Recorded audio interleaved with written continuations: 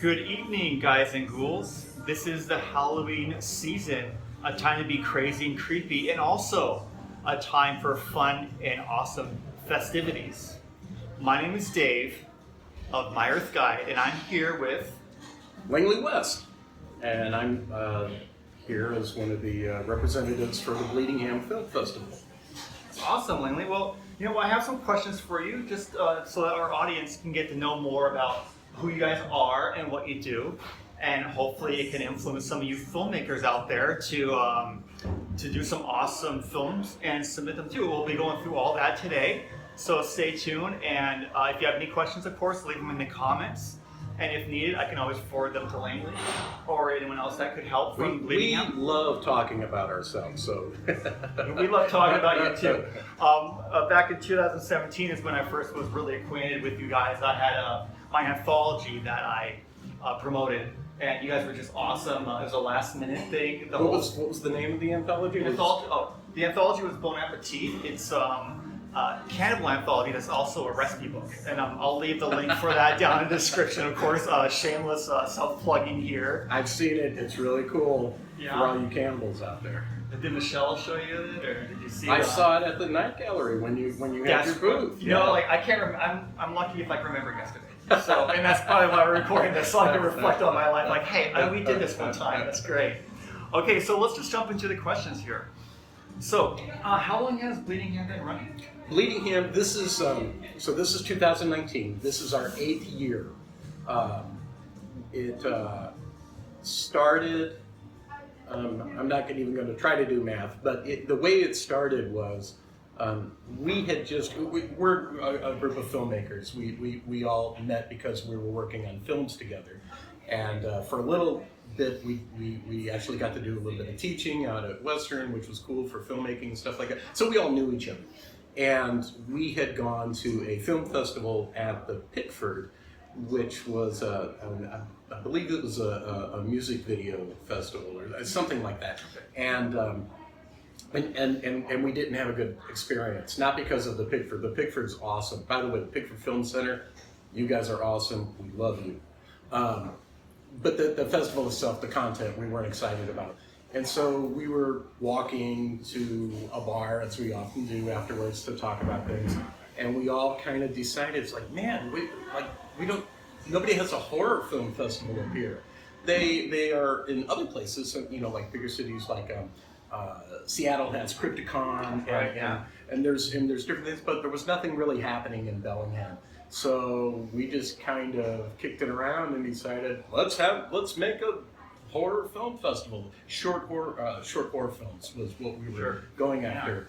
And we had no idea how to do it, and the first couple of years were a learning process for us, but each year it got bigger and it did better, and now we're in our 8th year, and our growth this year was 30% over last year. Like every awesome. year Wow. it's taking off, and now people know us. Like, I'll go to other events and things, and people are like, "Oh, you're the Bleedingham guy," and it's like, "How do you even know about that?" So it's very gratifying, and it's very wonderful, and glad it's doing so well. And that's awesome. Me too. And I'm a big horror fan myself. Obviously, you have to do an anthology like that, or just do anything just to really be excited about the season. I think part of you has to be a horror fan. Yeah, and I think just about every town should have a horror film festival. Sure. I mean, one of the things that has happened over time is Halloween. At least this is my opinion. Halloween in a lot of places has lost a lot of the magic that it had whenever I was a kid. Yeah. For a number of reasons, commercialism. Everybody's so busy, and there's different things going on. I think it's important to try to protect those traditions, especially if Halloween was important to you or it's nostalgic to you for some reason. And this is just one more way that we can help do that. And I think that's great. Just films last centuries. Yeah. Pretty much. Yeah, We have films back from early 20s and whatnot. Horror started back then, with the sound film era. Yeah. And that still influences so many films today. Absolutely. So, no telling where your festival will be maybe 100 years from now? Is it's probably going to still be going, if not the films? We're looking as far as year 10, and then we'll reevaluate, and then we'll go from there. We'll take it a year at a time, and that goes in right into my next question is just kind of, you said it's grown like 30% this year from last, and also it's just, I guess the question is, how have you seen it evolve since that walk from the Pickford? So the biggest thing and the best thing, because this is of course, we love horror. It's fun. All those things. But the real reason we did it was to provide young filmmakers, or not necessarily young filmmakers, but filmmakers in this community, an outlet where they can do narrative storytelling, a chance. There's one of the things, and this has changed over the last, however many years. But one of the things that I noticed when I first moved here was there was this thriving film community, but a lot of it had to do with it was documentary style things and people talking about issues with the community, all very, very important, not necessarily a lot of fun. So this was a way for people to let their hair down and get kind of just crazy or scary or whatever, and at the same time work on their filmmaking skills. So the biggest change that has happened is every year the films get better. We have filmmakers, we get new filmmakers every year, but we have filmmakers that have been there from the beginning, and you can line up their films and see just like, in the beginning they had a lot of heart and passion, but they didn't necessarily know what they were doing as far as the filmmaking process went. And now their stuff looks like a Hollywood movie, and that's been the best part, is that every year the quality of the films gets better and better. It gets harder and harder for our judges, and that's what we want. Yeah, you want your judges to sweat a little bit. Yeah. And speaking of that, you're the co-founder. You're one of the founders. As I read on your profile on Facebook. But what other things do you do to contribute to Bleedingham? So from the beginning, my background's in art. So from the beginning, I was doing like the logos, artistic things relating to the festival, creating decorations and stuff. One of the most important things that I do is make the trophies. We have trophies that are called Bloodies. Instead of Oscars, they're called Bloodies. Bloodies. Bloodies. Bloodies. Yeah. Okay, great. Bloody is kind of our mascot. The t-shirts that we're wearing right now, that's Bloody right there. Let's get a closer look at one of these t-shirts, which are available on Bleedingham.com. Bleedingham.com. And how much are those going for? Those are $20. $20 for one of these. Get you in there. More into the light a little bit. We'll get a closer look definitely in a second.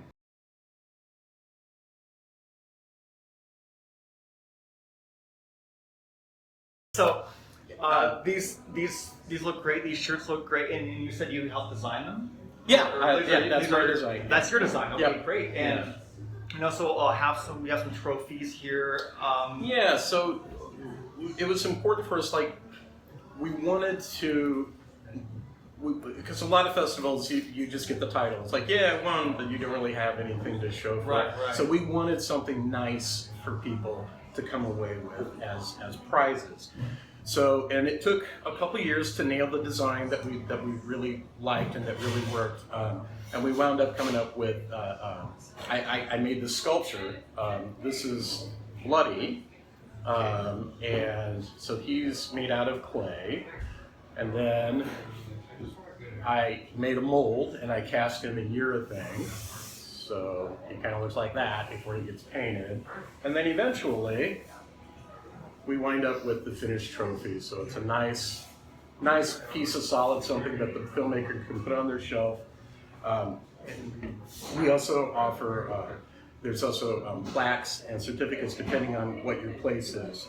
And we have it split up into different categories. So you may win Best Cinematography, Best Story, Best Special Effects, so on and so forth. But so primarily that's my thing is I take care of. But I guess I am forgetting the most important thing. I'm the host. That's awesome. So I'm the guy that gets up and tells the bad jokes and introduces the movies and in that way I'm a face of Bleedingham. And so we're going to take a closer look at these trophies right now in a better light, and so you guys can really see the detail, because the detail is immaculate. You did a great job here. Thank you.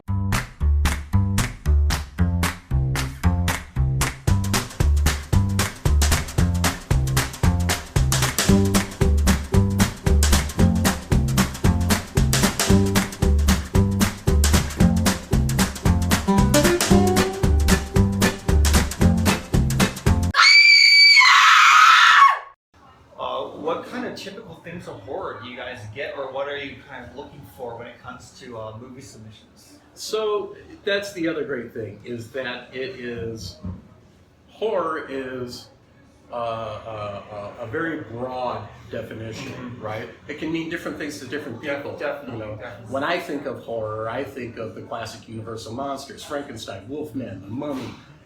When somebody else thinks of horror, they think of slasher movies. Somebody's coming after you with a chainsaw, Yeah. Jason Voorhees, or those kinds of guys. Yeah. Horror can be psychological horror. There's horror comedy. We get some of our best movies are hilarious. Oh, I love those. When they're done right, they're done so right. Yeah, absolutely. The things that we don't want, that we're not looking for, we want narrative storytelling. So we don't want trailers. For a while, there was a tradition of doing trailers here in town, because there used to be this awesome program here in town called Trailer Wars. Okay. And what you would do, Trailer Wars was great. What you would do is they'd pick a theme, right? And then you had to make a fake trailer for a movie. And in the beginning, we were getting a lot of that, because that's the culture that everybody had kind of come out of. We're looking for contained stories. We're interested in storytelling. Learn how to tell a story in 3 acts. Learn how to tell something with a beginning, a middle, and an end. Right. So we don't take trailers, and we don't take music videos. That makes sense. Because that's a different festival, right? That's we want movies. But as far as like the content itself, as long as it's horror, then that's what we're looking at, So is there a minimum time? You know how like when people submit stories to like an anthology, say okay, minimum 5,000, 10,000 Right. pages. Considering I guess minutes. This for films, how would has that be for you evolved. guys? Well, it's evolved over the years. For a long time, it was only movies that were 12 minutes and less. But now we have different categories. Right. And so we have short films that are 12 minutes and less. We have short films that are 15 to 30 minutes. Sure. We also accept features now. So we're getting feature-length films. Like as an well. hour and a half, something like Yeah, that? yeah, Wow. 90-minute movie, yeah. Yeah. But the heart and the core of what we're looking at are those short horror films. That's where our heart really lies, because it forces you to be a better storyteller, because you have to be able to tell the story. One of the things that you run into when you're trying to tell or trying to make a short film is that your story is too big to try to cram in. Yeah. Or you're trying to stretch something that should be literally a minute long into 12. It's a skill to try to find that happy medium. Yeah, trimming that fat can be so Yeah, hard. Especially it's when hard. You Yeah. feel like all these parts are so good. Yeah. But man, it's still 20 minutes over. What am I gonna do? Yeah. So sometimes what we get, and this actually makes people better editors too. Sometimes what we get is, hey, I made this movie. It's 20 minutes long. Right. Now we have a category for that, but for a long time we didn't, and we'd go, well, we can't accept it because we only have a limited amount of time to show the film. Sure. That's the other thing. Sure. And what they would do is they would make 2 versions of their movie. They'd have their longer version, their director's cut, that they'd mark it on their own, and then they'd have our little festival cut. And they would, they'd go in and they'd figure out, well, what can we cut? What can we cut? What can we cut? And a lot of times it wound up with a tighter, in my opinion, better movie. Right. I think a short film or a short story is a lot like a joke, right? A good joke. You have a setup, right? And then you have a payoff. Bam! and it's usually something like a punch at the end, right? It's like it's the punchline. It's the thing and those work really, really well. And we've had movies do really well that were literally only a minute long because they were just that good. Yeah, like back to writing, I guess more my realm. You have the flash fiction where it can be completely empty, just words thrown on paper, or it could be just something. Like I heard this great story of flash fiction. It was just one simple creepy thing. Right. But man, that story I use as an example for great writing. I look at it for a long time, so people can definitely look at films that way because some of the shortest films are the longest lasting. Right. Exactly. And some of the longest films are the most forgettable. Right. And so that's great. So do you know roughly how many films you guys have this year? Featured? Well, just I guess throughout the whole length.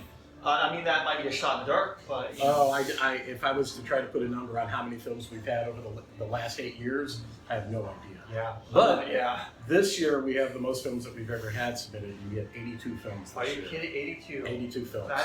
I didn't even realize there was 82 people making films in Bellingham.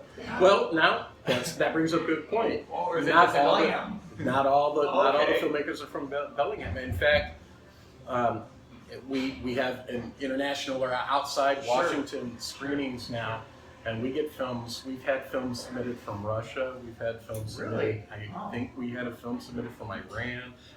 So we get we get them from all over the place, and that's really cool. And one of the reasons for that is because we use this site called Film Freeway, which was specifically set up for film festivals, and it automates so much of it, and it makes the submission process much easier.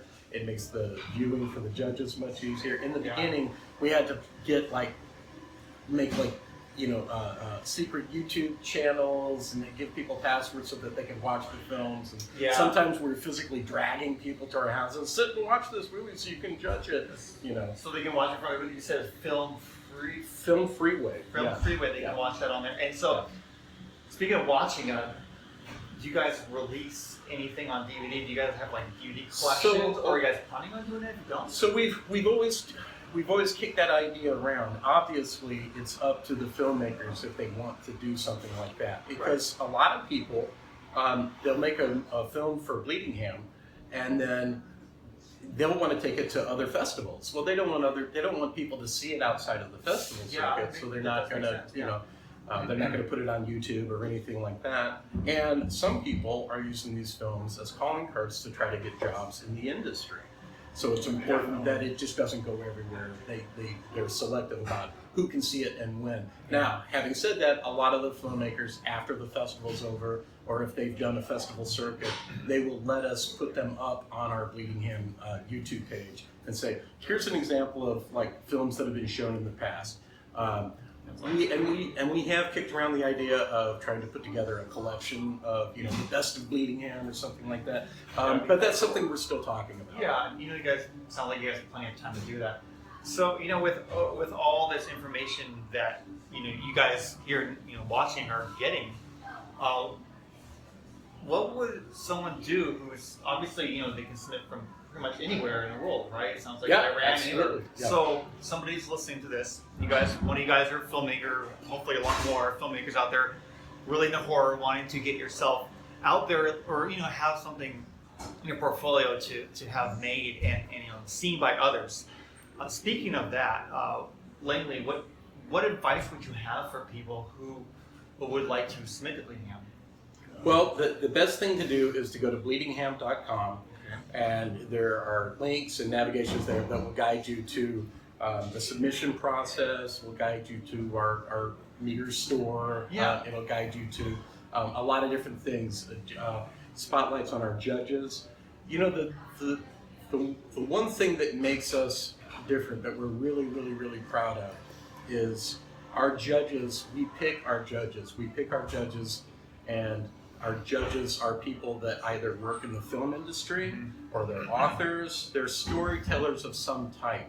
And so the most valuable thing, we do, we give out these trophies, we give out these things that are cool, but the most valuable thing that you can get as a filmmaker from Bleedingham is input and feedback from professionals that are going to tell you how to make your film better. And that, in my opinion, is the most valuable thing about the festival. So they'll view your film, Yes. and then they'll give you, even if you didn't win, even if Even it's if last you- place, yeah. they would give you advice on how to make it better. Absolutely. Kind of like what they like, what they didn't like. Right. Hopefully constructive criticism. I'm Absolutely. sure the guys have very professional people Yeah. who are judging. What advice would you give people, I guess, who are looking to make a film to submit? Kind of Just getting into filmmaking? or just getting into wanting to make a film and make a film for to be shown in Bleedingham. Okay. Story. Make sure you've got a good story. Shop it around to people that you trust their opinions and see if it's a story that is something that interests people. Right. The other thing that I would suggest is don't wait. So many people wait because they don't have this cool camera yet, or they're trying to get this gear or something. Yeah. It's like, look, if you've got a phone that has video capability, shoot something. Even if it's not to turn into a festival, it's practice, and every time that you do that, Yeah. you're going to get better. Definitely. Yeah, and that's the other thing. It's like if you're wanting to submit a film to Bleedingham, there's really nothing stopping you other than just getting up the gumption to do it. Yourself is the only person who's Yep, stopping you. absolutely. And the thing is, don't be afraid to fail. Yeah, I mean, if you were afraid to fail, then why would you start anything? exactly. And I see, and I don't see anything you're doing as failing That because is a good point. you're trying, and every time that you try, you get better at something or you learn. It's a learning opportunity, as Absolutely. people have been calling it now, and That's right. it's more of a motivational thing. That's It's right. Like, well, you failed, you're done. Get out That's of what here. this is all about. It's about motivating people and getting people excited. In this particular case, about storytelling, and in this case, it just happens to be through the lens of filmmaking, in particular, horror films. But let's say you submit a film to Bleedingham, and it's the first thing you've done, and you're like, I really like this, I enjoy this, and you've got a story to tell, and Right. it's not horror related. Well, make it. It doesn't have to be for Bleedingham. Absolutely. It could be. There's so many film festivals out there. There are. It's ridiculous, and there's so many great underrated films coming out of them. Yeah. As opposed to some of the mainstream stuff. And people who submit Need films. to be recognized. Yeah. Well, and so people who submit films to these festivals, Bleedingham included, have gone on and started successful careers in Hollywood. We lose people. It seems like every year to LA, and we're sad to see them go, but we're happy for their success. And You never know until you try. You Right, could be exactly. the next Martin Scorsese. Should I say that? Do I don't want to shoot too Is that- high? But do you want to? I don't know. He made a lot of people mad lately. Did he? Oh well. He doesn't consider Marvel films cinema. So. Oh, he doesn't. That's going to be a video for another time. That will be in the bonus features. So there's a lot of sense of community with Bleedingham, and Bellingham here. We have like around 80,000 people, and it's growing slowly. But even though it's growing here in Bellingham, Washington, there's still that small town feel, and it's because of, I feel, and I've seen as I've grown up here, it's because of things like Bleedingham that have kept people together, that have always appreciated people's their ability to try and put themselves out there, and also to share their love of what they do with everyone Sure. else. So you want to support that. So with Bleedingham, the film festival, it sounds pretty obvious. You guys have the judges that come in and tell people. They don't just say, oh, you guys get a 5, you get an 8, and that's it. Right. Which is awesome. I've never heard that before from a film festival. I might be naive that way, but I like it. But you guys don't just do, Bleedingham isn't just film, right? You guys have what's called a night gallery, which I'm more acquainted with than with the film festival part. But Sure. of course, this year I'm going to break into that definitely. Nice, cool. It's the first time for everything, and I'm kind of embarrassed to say I haven't done that before. But you know what? This is the right time for me, and I'm happy about it. But let's talk about the night gallery. Okay. So, what is it? Okay, so for our 5th year of the festival, we didn't even know if we were going to make it past year 1. So when we got to year 5, we were like, it was kind of like a birthday for us. We were kind of like, oh, we got to celebrate somehow. So we decided, and we're like, there's so many great artists that make art with a dark sensibility. It isn't necessarily horror themed, but it's art with a dark sensibility. Yeah. And they don't have a lot of outlets to show their art. So we decided to do an additional night and we would call it the Night Gallery. I think that actually the first year we called it the Festival of the Macabre, but then we realized the Night Gallery was kind of perfect. Yeah. And basically, what it is, it's a place for vendors, for artists to come, set up booths and sell their scary artwork. Yeah. And it's also grown into a performance thing because that's right. I remember that. So we have. It just depends on the year. This year we have a horror-themed belly dance performance. Yeah. We have a horror-themed burlesque show. Yeah. We have and this is something that's been really big every year, is we have a horror-themed fashion show. So there's a lot of stuff going on, and we do this at the Majestic, which is a big hall here in town, and we do that on Friday night. And in addition to that, we also do panels. So we talk to professional filmmakers. We will do an hour-long panel on, for example, we have one with screenwriter John Lovett, who is going to be talking about making your screenwriting better. We have James Fairley, who is a practical effects or special effects makeup artist who works in Vancouver. He's worked on all kinds of movies and shows that you've seen.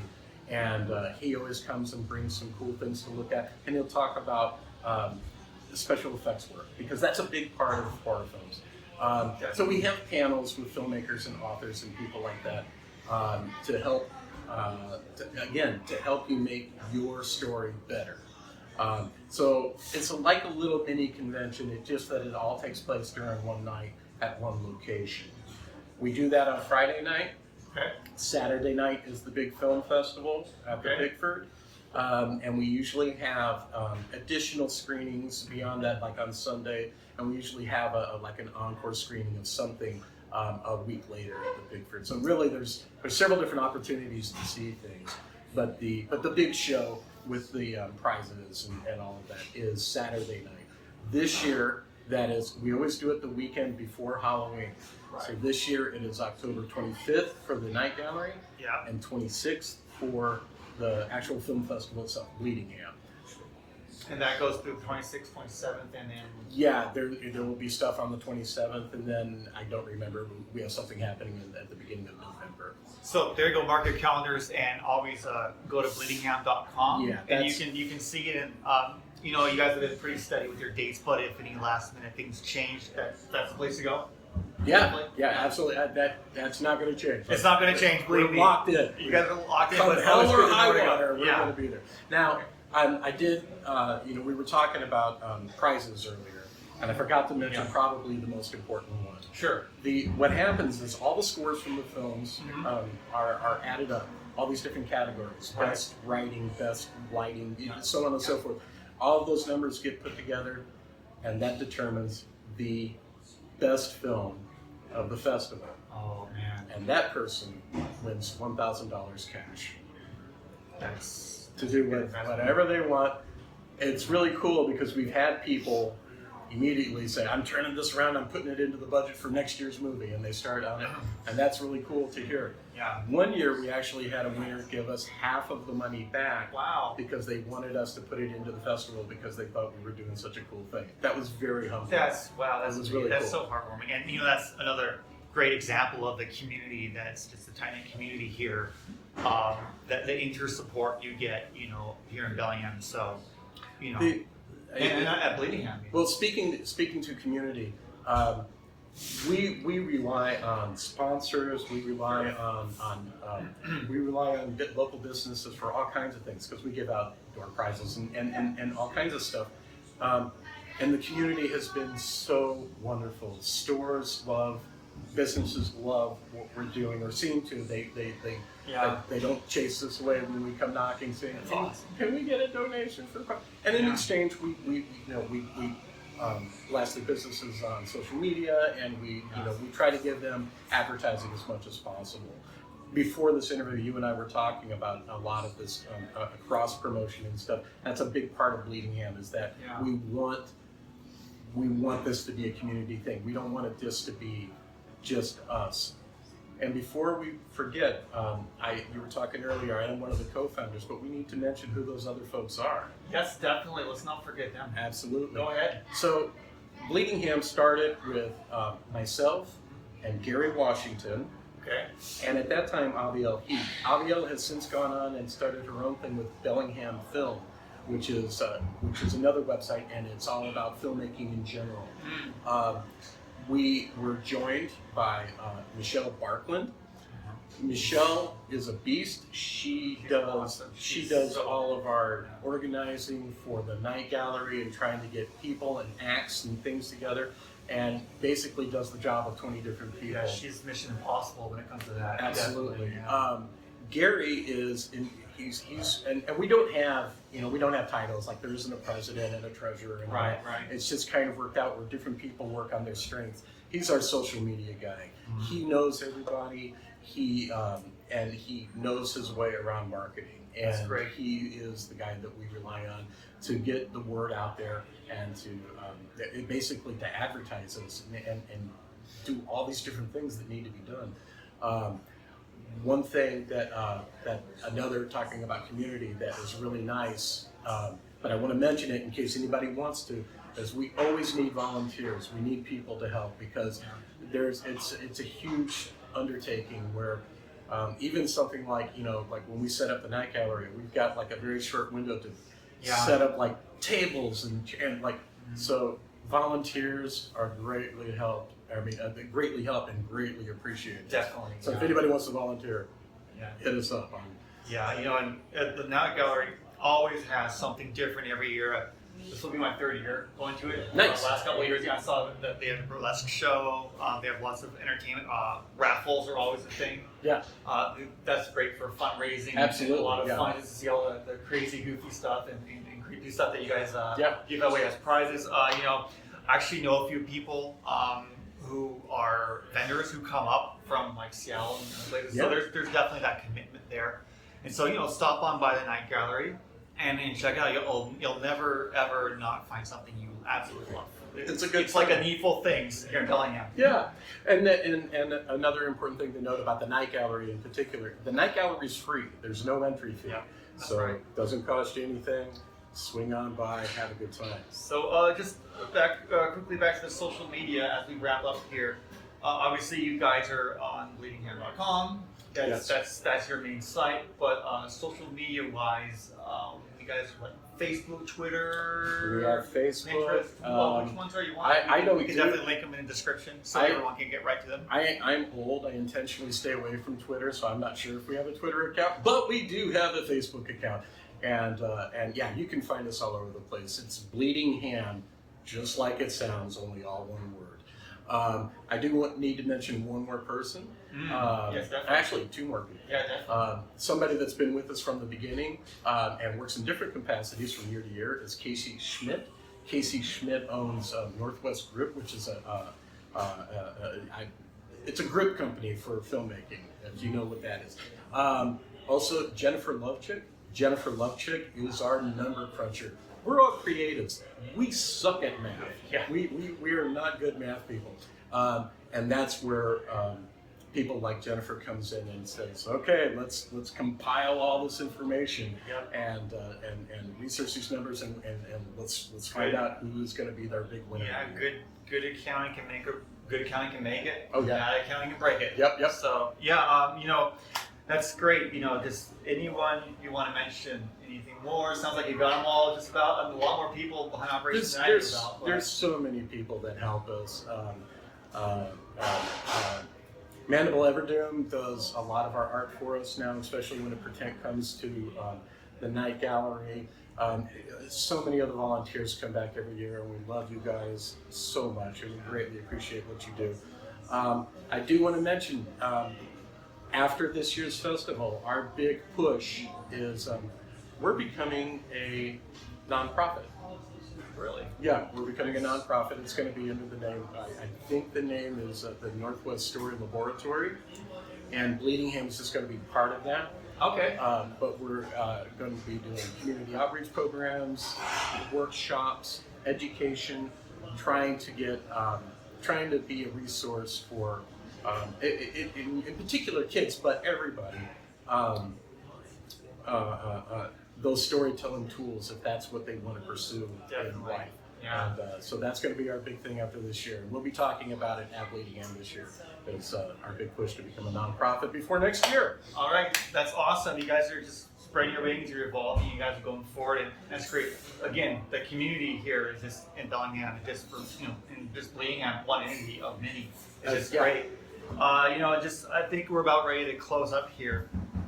One more thing is how do people become vendors? That's kind of important. I think people should know if they have stuff that they want to sell at Bleedingham. How do they add to that crazy, awesome, unique? Once again, you're going to go to bleedingham.com, and there is a vendor page there. It'll have a form for you to fill out, and you can email us if you have any questions or anything like that. And we do. When we know, okay, we got the night gallery coming up, we do go out and we solicit artists, and it's like, hey, we saw you do these really cool things. Would you be interested in coming? Very cool. And the nice thing is we get a lot of return vendors every year, so that's also fantastic. They like coming to it, and so that's, again, it's very gratifying to know that people are enjoying themselves. Also, too, we're still in the baby stages of this, but we're working on a podcast that Bleedingham Presents podcast. It's called Bleedingham Presents Stay Scary. Okay, I like that. That's very cool. You go to the bleedingham.com, and all this stuff will be there in one capacity or other. If you're not on our Facebook page, sign up on our Facebook page, because that's where we talk about our wonderful judges. That's where we post things in reference to the businesses who are helping us out, and it's just a big bloody love fest. Oh, I love it. Yeah, of course, all this information will be in the description, so you can just go right to it on obviously on this video page. And I guess I asked this. It's not really Bleedingham related, but you've been a local here for a while, right? 11 years. 11 years. That's long enough.